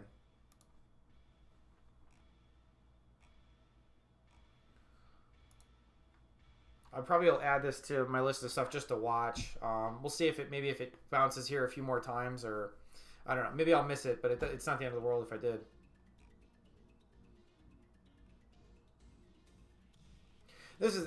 And another thing too is it's tough to always project future growth with companies, which is why, you know, even my metric here, it's telling me, you know, on the high side it's worth about 12 bucks, but you know, you go to the chart and you can see that this is appreciated much higher than that. So yes, it might be high on the valuation side, but if I can understand it from the technical side, it gives me a little bit more credence to say like, okay, I can go in here at 15 and possibly shoot for 20 some dollars. And if you were just strictly investing on value, you probably wouldn't touch this one. So it kind of allows me to go into stuff that's a little more growthy than I normally would have in the past or in my other portfolio where I stick to a pretty strict margin of safety. Just want to see if there's anything new that's come out about this. Well, let me close some of these. I hope the stream's not... It says excellent condition, so I hope the stream's been alright.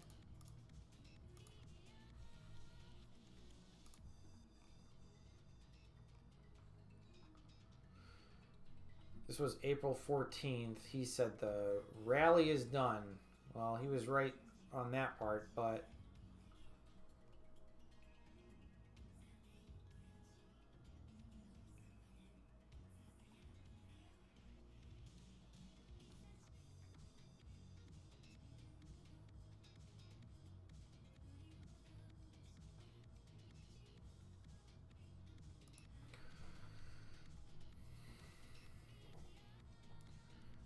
All right, Hawkwig. Have a good night, man. It's good talking to you.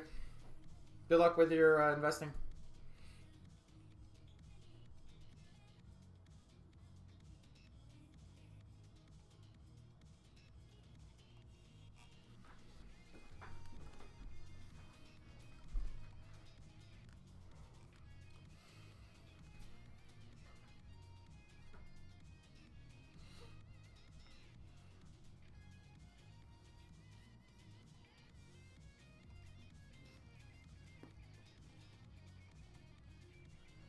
Just kind of reading through some of these comments here, see what's going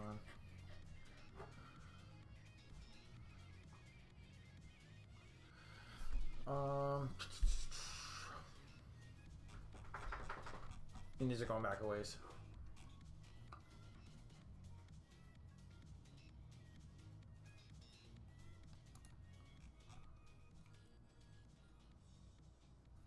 All right. Yeah, I'm definitely going to keep an eye on them for the moment.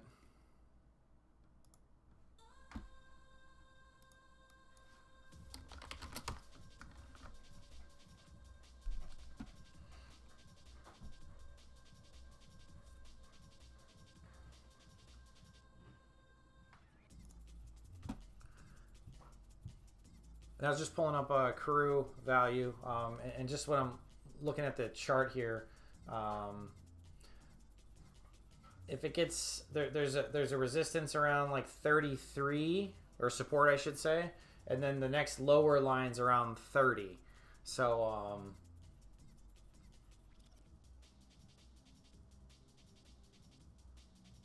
if it drops down to 30 and doesn't break below that, that would be super bullish in terms of me. I would take a position there for sure.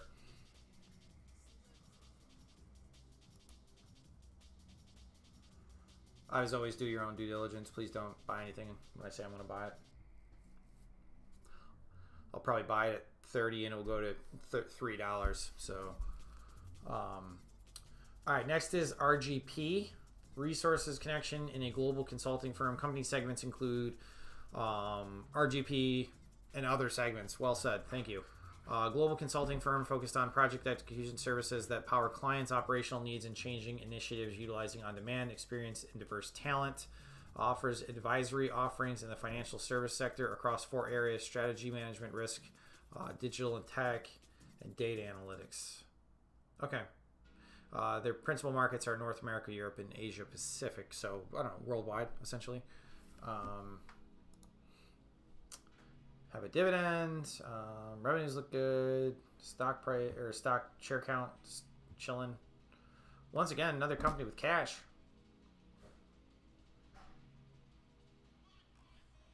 Let me add this to the database. I'm surprised I've never looked at these guys. The market cap's like right in my normal. Just gonna pause for a sec. I keep hearing my dog jump. I'm gonna just let him outside. Come on, all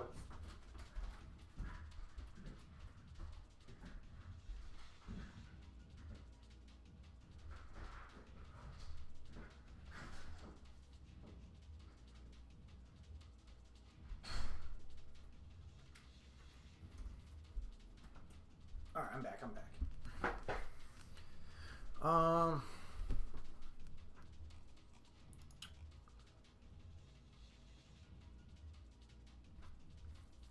Hang on, it's lagging a second here. Okay, it's $11, huh?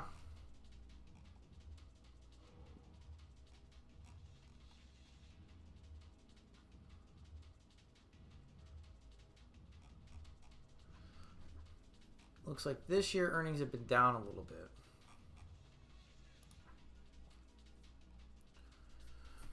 But sitting on a ton of cash, very low debt.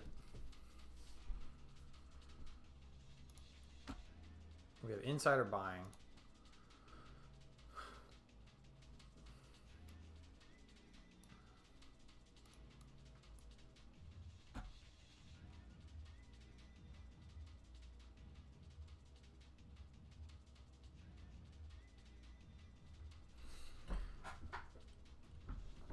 Wiggins is saying that the outlook is poor, which is what I was literally just looking at. That's the one thing that makes me not super confident.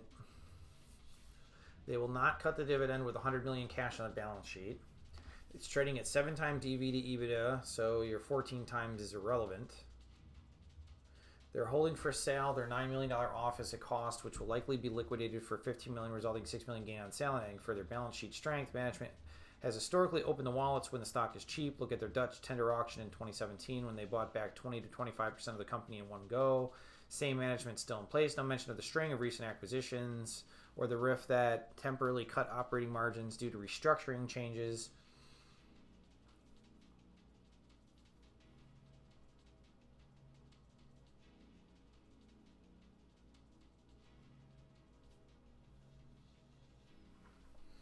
Wow, JPS is throwing out some shit about this article.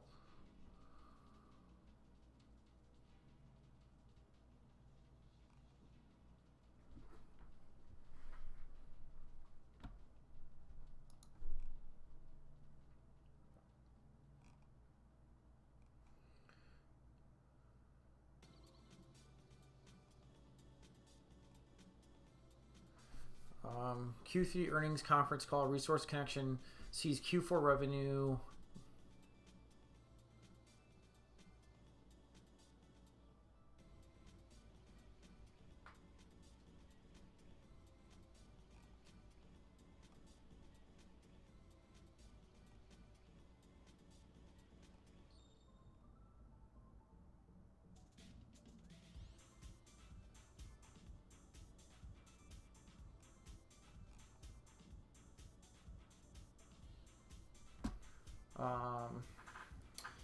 NASCAR. Hey, what's up, man?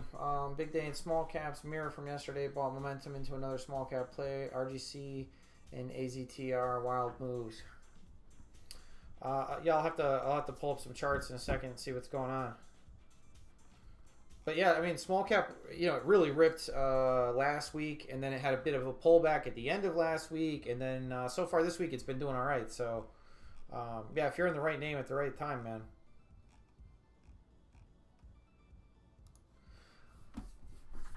So the real negative I see with the RGP here is it just looks like it's at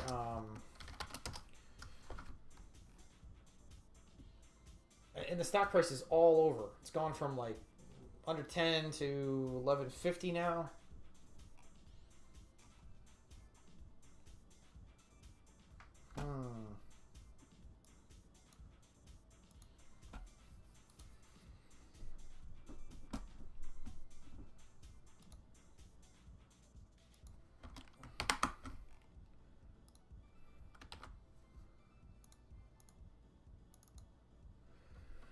So poor narrative as in poor guidance, but good management.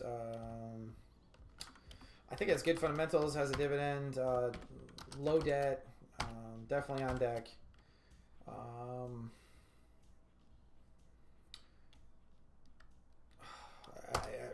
think I'm going to stick with that for now. I'll assign it a 3 just because of the possible guidance. Either way, I mean, the company's balance sheet's solid, which, I mean, that matters to me more than probably anything else anyways.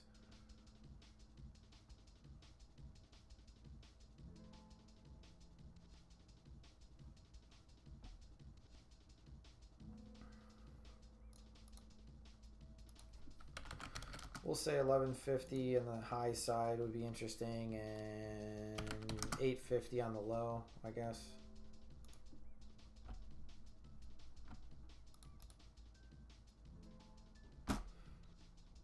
All right, just real quick, because NASCAR's in here, I'll take a break real quick, and we'll go. Let's head into just some quick charts. Let's see what's going on here.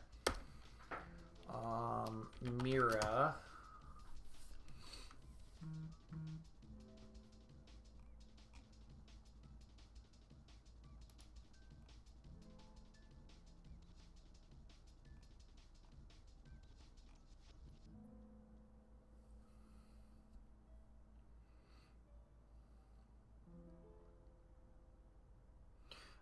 This one's tough to capture, just to even get through this part here on that pullback. I guess if you averaged in on this one, that would allow you to hold through that period.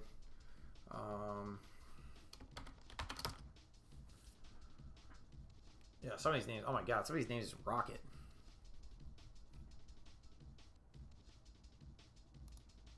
No, not that.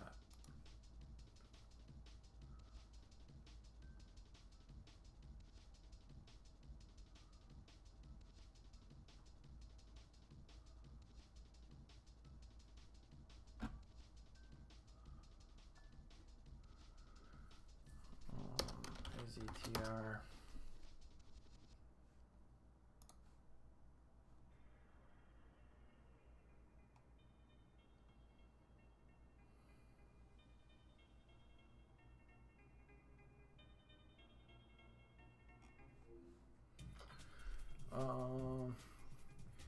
But today's action was similar to what happened on December 18th, 2023.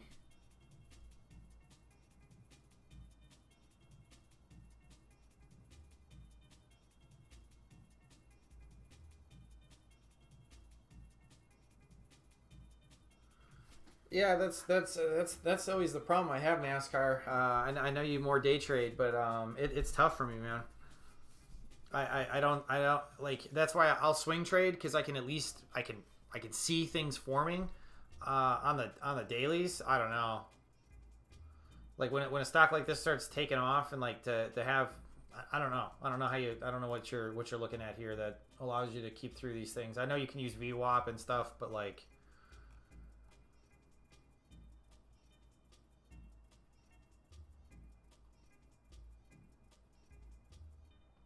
you can get burnt on these real easy because they also drop insane.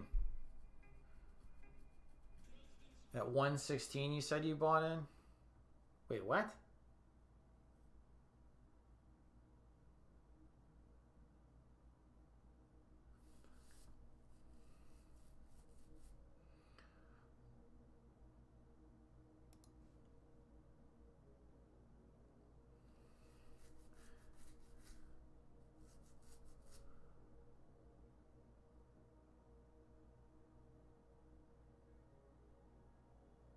Yeah, yeah, I don't know. I don't know where you get in and you're able to see it.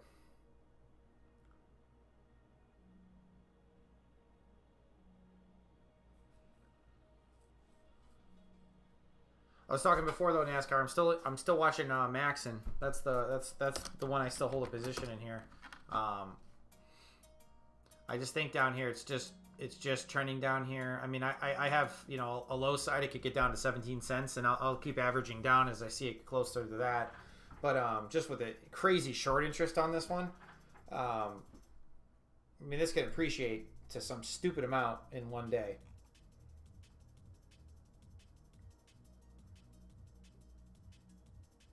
Like, we've been oversold now for a long time. I mean, don't get me wrong, it's done it for longer. I mean, this is literally an entire month.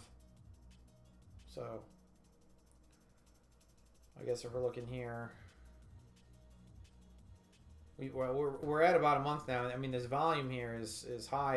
It's trickling down. I wonder how much people can keep this price down.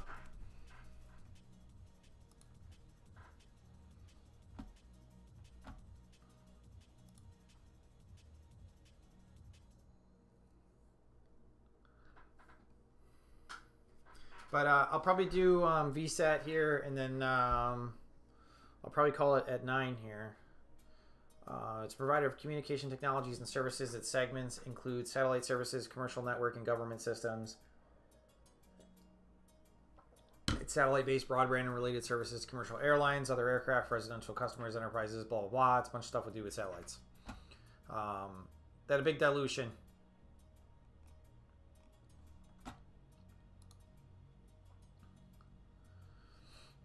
But the stocks are also rallied relatively strongly from about 12 up to 17 in the course of a month.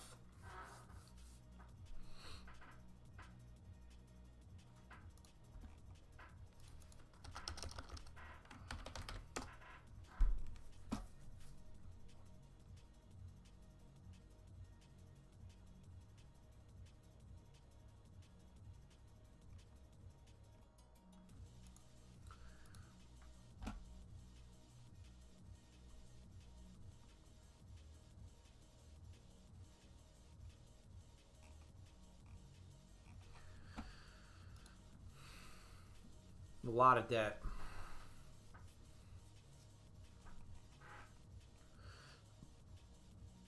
Last year was great for them, but they're really struggling with cash now, and that's because of a sell.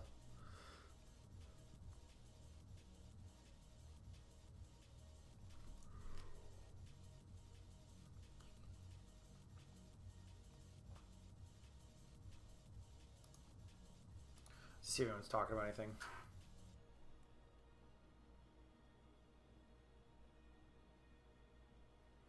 NASCAR says if you only played small caps the day after a 500% runner, that would be a big edge.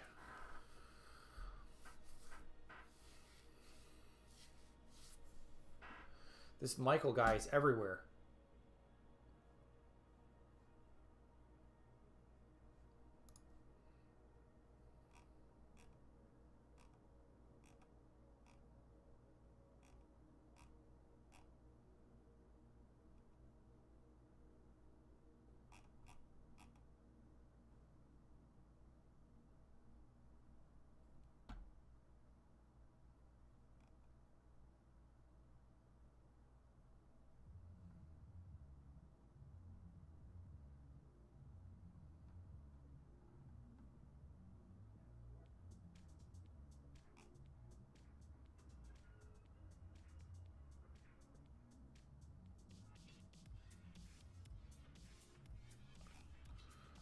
So it sounds like the technology's kind of falling behind. So something to think about. They're going to have to probably spend a bunch on research and stuff to stay up with the times here. And this SG&A increase is insane.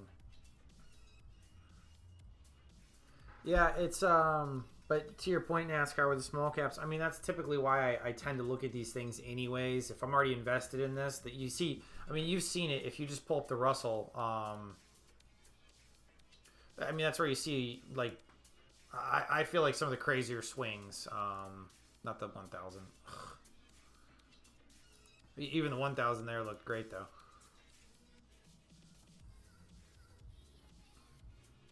I mean, we're talking from 160 to 220.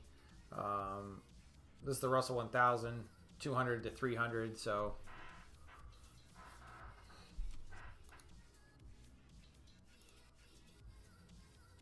although that chart almost, it's crazy that matches S&P pretty similarly.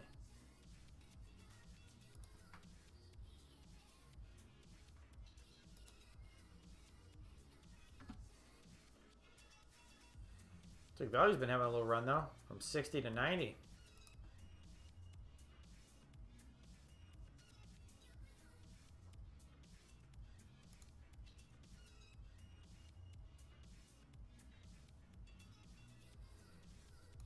Yeah, so I mean, small caps in general have been doing pretty well. You look at the Russell 3000.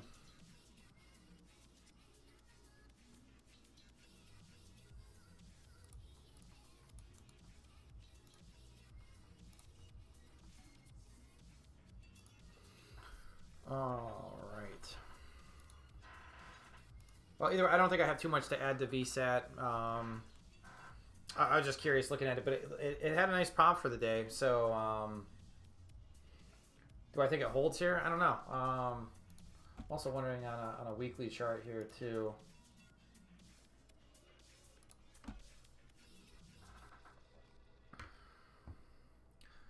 I mean, it is popping pretty well here.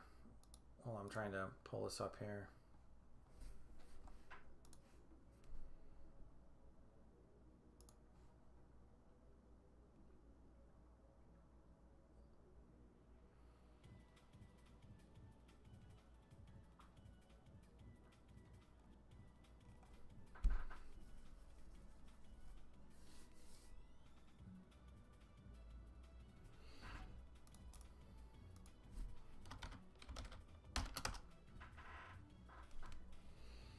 A little bit of pullback in after hours,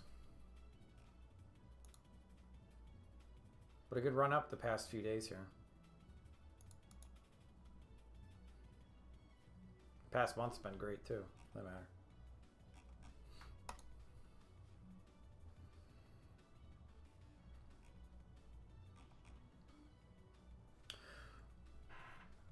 All right. Like I said, I think I'm going to call it there, guys. Johnny will be on Thursday, so you guys can get caught up with where he's at with his. I don't think we even spoke today, which is a rarity for us. We usually are just checking in with each other, seeing how stuff's going.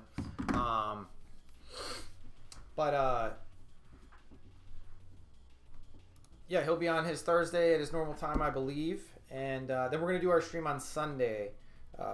This coming weekend where we do our stream together, so we'll put out what time we're going to do it when we get to that point. But other than that, thanks for everybody who tuned in. NASCAR, thanks for coming in.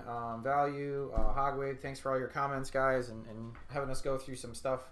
Always appreciate the commentary and kind of helps the stream move along. Anybody else has any questions or anything, please let us know. I noticed we had some new subscribers. Thank you, everybody.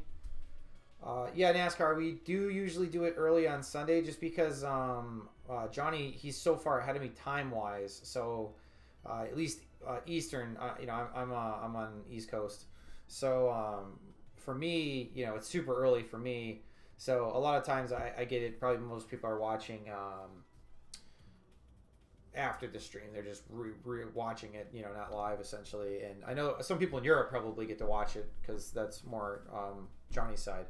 But either way, If we do end up doing it later in the day, though, like I said, we'll post it on X, so you can see there. We'll try and put that up on Friday or Saturday, so you have some time if you care and you wanted to try and do it live. But yeah, we'll see how the rest of the week goes. Like I said, so far the week's been pretty good, and hopefully we can get some turnarounds on some of these things that we're hanging on to. And then I got some interesting names. I thought some of the stuff I looked at tonight looked decent, so I'll definitely throw up my watch list to kind of keep an eye on. And yeah, we'll see where it goes from there.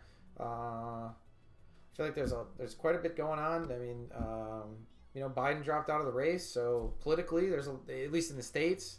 Some stuff going on with that. What it actually does to the markets and to things, it's tough to say.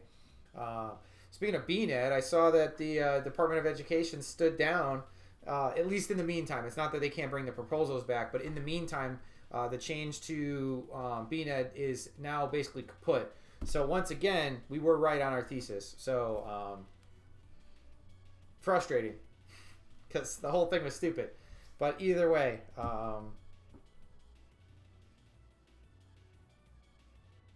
and how did that? I actually haven't looked at it in a second. Did BNED do anything today, or is it? I feel like it's coming down because it really had jumped. It's up and down. Still holding strong though, around 10.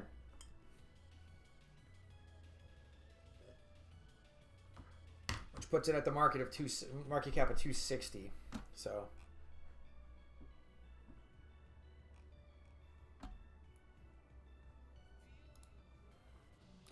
All right, well, on that note, guys, hope everybody has a good night, and we will see you on Thursday. Thanks again, everybody. All right, got the rest of the beer here. Let me get this down.